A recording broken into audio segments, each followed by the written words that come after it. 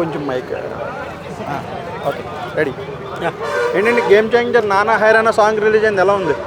Game changer melody song release అయింది and తమన్లో first ఒక మెలోడీగా బాగా అనిపించింది. శ్రేయ ఘోషల్ గారు అండ్ కార్తీక్ గారు పాడారు.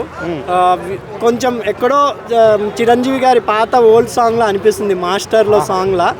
ఇంకా యాజువల్గా తండ్రి కొడుకే కాబట్టి వినడానికి ఇంకా బెస్ట్. మన విజువల్ ఎఫెక్ట్స్లో శంకర్ గారు ఎక్కడ చాలా కాంప్రమైజ్ గారు, సాంగ్స్కి కూడా బెస్ట్ అవుట్పుట్ రావాలని కోరుకునే డైరెక్టర్లో రాఘవేంద్ర గారు తర్వాత శంకర్ గారు కాబట్టి విజువల్ ఎఫెక్ట్ పరంగా చాలా బాగా ఉండబోతుందేమో ఈ సాంగ్ అని టీజర్లోనే చూసాం కదా. మొత్తం రెడ్గా, మొత్తం గడ్డి అనేది రెడ్గా, వెనకాల ఒక బిల్డింగ్ వైట్లో చాలా బాగా విజువల్గా చూపించారు.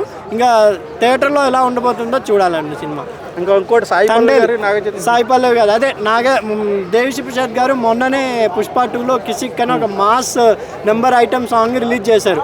వెంటనే చూస్తే ఆయన ఇంకో దేవిశ్రీ ప్రసాద్ గారు ఎక్కడ తన సంగీతం పంత ఎక్కడ తగ్గలేదని తండేల్లో లవ్ సాంగ్ ఒకటి రిలీజ్ చేశారు నాగ చైతన్య గారు సాయి పల్లవి మధ్య. వీడియో విజువల్స్ చాలా బాగున్నాయి. ఒక హాట్ ఫెయిల్యూర్ సాంగ్గా ఇది కూడా చాలా బాగా ఉండబోతుంది అనుకుంటున్నాను తండేల్ మూవీకి. అవునా?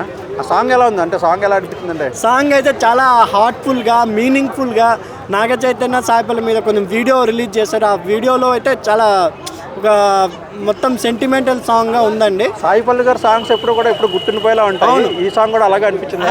100% మన లవ్ స్టోరీలో చూసాం కదా నాగ చైతన్య గారు సాయి పల్లవి జోడి. ఈ తండేలో కూడా ఇంకా బ్లాక్ బస్టర్ ఉండబోతుంది అనుకుంటున్నాను. అంత బాగా విజువల్ ఎఫెక్ట్ అనిపించింది అనుకుంటున్నాను. ఓకే అండి, థ్యాంక్ యూ.